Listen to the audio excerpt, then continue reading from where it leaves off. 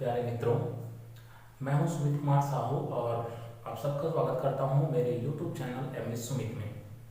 आज के हमारी इस क्लास में हम लोग महत्तम समापवर्तक और लघुत्तम समापवर्तक स्टार्ट करने वाले हैं। ठीक है, मतलब HCF और LCM। ठीक है, इस क्लास में हम लोग HCF और LCM के कॉन्सेप्ट को समझेंगे कि आखिर में HCF और LCM होता क्या है। ठीक है, तत्पश्चात जब हम इनके कॉन्सेप्ट को समझ लेंगे फिर हम लोग इनसे रिलेटेड सवालों को बनाएंगे। ठीक है, तो यदि आप महत्तम समापवर्तक और लघुत्तम समापवर्तक को बहुत अच्छे से समझना चाहते हैं और इससे रिलेटेड जो भी सवाल है उनको आप बनाना चाहते हैं तो इस वीडियो को जरूर देखिए और साथ ही साथ इसके पश्चात जितने भी वीडियोस अपलोड होंगे मेरे YouTube चैनल पर महत्तम समापवर्तक और लघुत्तम समापवर्तक के, है ना, उनको प्रैक्टिस कीजिएगा जिससे आप इनसे रिलेटेड कोई भी सवाल आप परीक्षा में नहीं छोड़ेंगे। एक बात और भी है कि जब आप महत्तम समापवर्तक और लघुत्तम समापवर्तक के चैप्टर को कवर कर लेते हो तो आप टाइम एंड वर्क मतलब समय और कार्य के सवालों को बहुत अच्छे से हल कर पाते हो। तो समय और कार्य को अगर आपको पढ़ना है तो उससे पहले मैं तो यही कहूंगा कि आपकी जो पकड़ है वो महत्तम समापवर्तक और लघुत्तम समापवर्तक पर होना चाहिए। ओके, तो चलिए आज का क्लास स्टार्ट करते हैं और इस क्लास में हम लोग बच्चों HCF और LCM के कॉन्सेप्ट को समझेंगे। ठीक है, तो हमारा जो आज का टॉपिक है वो है HCF और LCM, कॉन्सेप्ट ऑफ LCM और HCF या HCF एंड LCM। ठीक है, तो सबसे पहले हम लोग जान लेते हैं कि दोनों का फुल फॉर्म क्या होता है। HCF का फुल फॉर्म होता है हाईएस्ट कॉमन फैक्टर। ठीक है, जिसको हम लोग हिंदी में बोलते हैं महत्तम समापवर्तक। यहाँ पर महत्तम का अर्थ हम लोग बोल सकते हैं बड़ा। ठीक है, इसी प्रकार LCM का पूरा नाम होता है या फुल फॉर्म होता है लोवेस्ट कॉमन मल्टीपल। ठीक है, या हिंदी में बोले तो लघुत्तम समापवर्तक। ओके, अब इन दोनों चीजों को हम लोग एक उदाहरण के माध्यम से समझेंगे। ठीक है, एक चीज और यहाँ पर ध्यान देना। चलो शुरू करते हैं। सबसे पहले हम लोग LCM को समझ लेते हैं। ठीक है, तो हम लोग सबसे पहले किसको समझ रहे हैं? LCM को। ओके, ध्यान से देखिएगा, है ना भाई, कि LCM आखिर में होता क्या है। LCM का पूरा नाम है लोवेस्ट कॉमन मल्टीपल या लघुत्तम समापवर्तक। देखिए इसको कैसे समझेंगे। ठीक है, मान के चलिए आपके पास दो डिजिट है ना। एक है आपके पास 2 और एक है आपके पास 3। ठीक है, आपको 2 और 3 का क्या निकालना है? LCM पता करना है कि 2 और 3 का LCM क्या है। तो हमेशा एक काम करना है आपको, जब भी LCM पूछा जाएगा, है ना भाई, जैसे कि आपको 2 और 3 का LCM पूछा जा रहा है, पहले समझ लीजिए, उसके बाद हमको बताएंगे कि इसका आखिर में मतलब मेन कॉन्सेप्ट जो है क्या है। तो आपको पूछा गया कि 2 और 3 का क्या चीज LCM क्या है ना। तो आप एक काम करो, 2 का टेबल लिखिए। टेबल लिखने का मतलब 2 का गुणज लिखिए। गुणज का मतलब ये होता है कि 2 के टेबल में जो जो आएगा वो 2 का गुणज होगा और वही 3 के टेबल में जो जो आएगा वो 3 का गुणज होगा। जैसे 2 एकम 2, 2 दूनी 4, 2 तिया 6, 2 चौक 8, 2 पंचे 10, 2 छेका 12, 2 सत्ते 14, 2 अट्ठे 16 और इसी प्रकार ये आगे बढ़ते जाएगा। ये पूरा इंफिनिटी तक जा सकता है। ठीक है, तो मैंने अभी 2 का टेबल लिखा। इसी प्रकार मैं लिखता हूं 3 का टेबल। हमेशा ध्यान रखना है LCM वाले में आपको गुणज लिखना है। क्या लिखना है? गुणज। गुणज मतलब हम लोग एक प्रकार से बोल सकते हैं पहाड़ा लिखना है। ठीक है, चलिए अब 3 का गुणज लिखते हैं। तो 3 एकम 3, 3 दूनी 6, 3 तिरिक 9, 3 चौक 12, 3 पंचे 15, 3 छेका 18, 3 सत्ते 21 और इसी प्रकार आगे यहाँ पर 18 आ सकता है और बढ़ा सकते हैं। 18 के बाद ये 20 आ जाएगा, ये आपका 24, 27 और ये 30। ठीक है, तो हमने भी क्या किया, एलसीएम के कॉन्सेप्ट को समझने के लिए हमने 2 और 3 का हमको एलसीएम बताना है, मतलब लघुत्तम समापवर्तक बताना है। तो इसके लिए मैंने 2 का टेबल लिख दिया और 3 का टेबल लिख दिया। ओके, अब यहां पर देखिए इन दोनों टेबल में कॉमन क्या क्या है। चलो 2 तो कॉमन नहीं है, 4 भी कॉमन नहीं है, 6 कॉमन है बिल्कुल। ठीक है, इसी प्रकार 8 कॉमन है क्या, नहीं। 10 कॉमन है क्या, नहीं। 12 कॉमन है क्या, हाँ भैया 12 कॉमन है। इसी प्रकार 14 कॉमन है क्या, नहीं। 16 कॉमन है क्या, नहीं। 18 कॉमन है, बिल्कुल कॉमन है।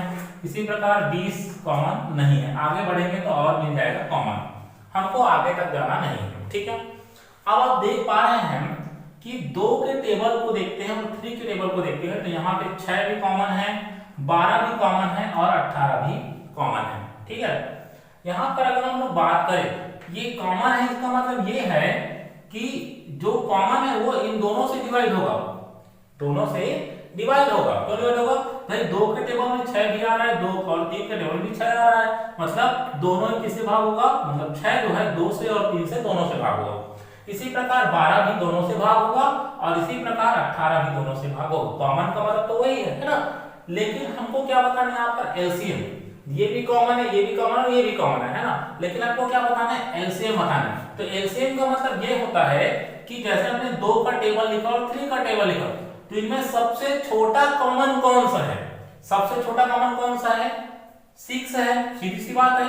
12 भी है, 18 भी है, आगे बढ़ते जाएंगे तो और आएगा, है ना। जैसे हमने मैं 22 लिखता हूं, 22 के बाद 24 आएगा, तो 24 भी क्या है, कॉमन। लेकिन लघुत्तम समापवर्तक का मतलब समझिए, लघुत्तम समापवर्तक का मतलब ये है कि जो हमें जो डिजिट दिए हुए, जो हमें संख्याएं दी हुई है, नंबर्स दिया हुआ है, उनका लोएस्ट कॉमन मल्टीपल कौन है। तो लोएस्ट कॉमन मल्टीपल कौन है, मतलब सबसे छोटा गुणक वो भी कॉमन में कौन सा है। तो आप देख पा रहे हैं कि यहाँ पर सबसे छोटा जो कॉमन है ना भाई, वो क्या है, 6 है। हालांकि 12 भी है, 18 भी है, 24 भी है, लेकिन छोटा कौन सा है, 6 है। तो यही जो सबसे छोटा जो कॉमन आया ना, उसी को क्या कहा जाता है, एलसीएम कहा जाता है। क्या कहा जाता है, एलसीएम। एक और एग्जांपल समझते हैं। जैसे मैंने लिखा 3, ठीक है, और क्या लिखा 5, क्या लिखा 5। चलो समझते हैं, ठीक है। फिर उसके पहले एलसीएम के कॉन्सेप्ट को समझ लेते हैं, है ना भाई। उसके बाद फिर हम लोग पढ़ेंगे आपका एचसीएफ का कॉन्सेप्ट। तो चलो 3 का टेबल लिखते हैं पहले। 3 एकम 3, 3 दूनी 6, 3 त्रिक 9, 3 चौक 12, 3 पंचे 15, 3 छेक 18, 3 सत्ते 21, 3 अट्ठे 24। इसी प्रकार 5 का लिखते हैं। 5 एकम 5, 5 दूनी 10, 5 तिया 15, 5 चौक 20, 5 एम 25, 5 छेका 30, 5 सत्ते 35। इसको भी बढ़ा देते हैं। 3 8 24, 3 या 27 और 3 9 30।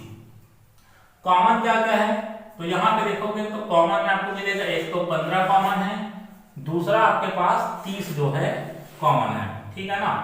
3 और 5 का लघुत्तम समापवर्तक आपको बताना है। तो यहाँ पर आप देख रहे हैं कि 3 और 5 में कॉमन कौन सा है, एक तो 15 कॉमन है दोनों में, और दूसरा कौन है 30। आगे और कॉमन आएगा, आगे कुछ निकालने की जरूरत नहीं है, क्योंकि हमें सबसे छोटा कॉमन निकालना है। तो यहाँ पर हम लोग ये बोल सकते हैं कि 3 और जो 5 है, 3 और जो 5 है, उनका जो लघुत्तम समापवर्तक है वो क्या आएगा, 15 आएगा। मतलब 3 भी 15 को पूरा पूरा भाग दे सकता है और 5 भी 15 को पूरा पूरा भाग दे सकता है। तो जिस छोटी से छोटी संख्या को दी हुई संख्या पूरा पूरा भाग दे सकता है, मतलब हमें 3 और 5 दिया हुआ है, और 3 और 5 किस छोटी से छोटी संख्या को पूरा पूरा भाग दे सकता है, तो वो है आपका 15 है ना भाई। 30 को भी दे सकता है, लेकिन छोटी संख्या कौन सा है, 15 है। तो हम लोग ये कह सकते हैं कि 3 और जो 5 है उसका जो एलसीएम है वो क्या होगा, 15 होगा, ठीक है। आशा करता हूं कि आपको एलसीएम का कॉन्सेप्ट समझ आ गया होगा। चलिए अब इस क्लास में हम लोग एक तो समझ गए एलसीएम का कॉमन। एलसीएम को हम लोग समझने के लिए हमको मल्टीपल लिखना पड़ता है, मतलब गुणज लिखना पड़ता है, ठीक है। अब हम लोग समझते हैं एचसीएफ आखिर में क्या होता है, एचसीएफ आखिर में क्या होता है इसको समझते हैं, ठीक है।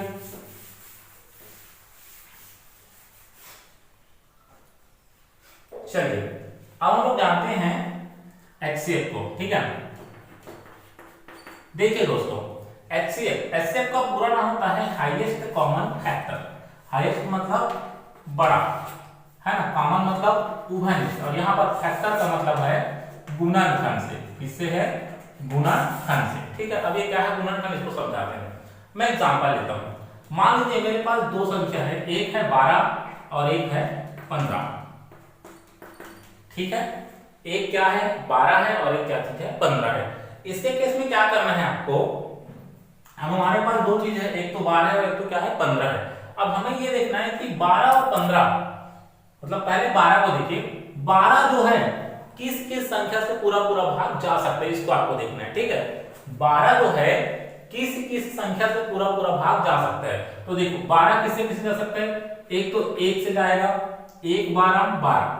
फिर किससे जा सकता है, 2 से पूरा पूरा जा सकता है। फिर किससे जा सकता है, 3 से जा सकता है। यहाँ पे गुणनखंड पता करना है। गुणनखंड का मतलब ये जो 12 है ना भाई, वो किस किस चीज से पूरा पूरा भाग जा सकता है। वहां पे मल्टीपल कर देते, उसका गुना कर देते, उसका पहाड़ा लिखते थे। तो 12 में किससे जा सकता है, 1 से जा सकता है, 2 से जा सकता है, 3 से जा सकता है और 4 से जा सकता है, और 6 से 6 दूनी 12, 4 तिया 12, और कुल किससे जा सकता है 12 से, क्योंकि 12 एक और 12। चलो बहुत बढ़िया। अब 15 का देखते हैं, 15 किस किस चीज से पूरा पूरा भाग जा सकता है।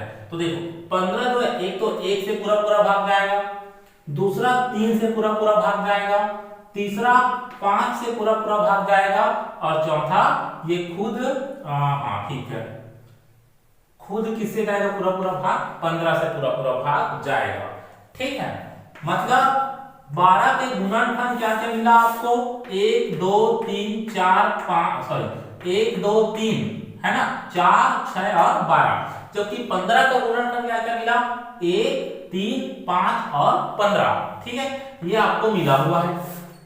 ठीक है ना, क्या क्या मिला, 1 3 5 और 15। अब यहां पर आपको क्या बताना है, HCF बताना है, मतलब दोनों का हाईएस्ट कॉमन फैक्टर।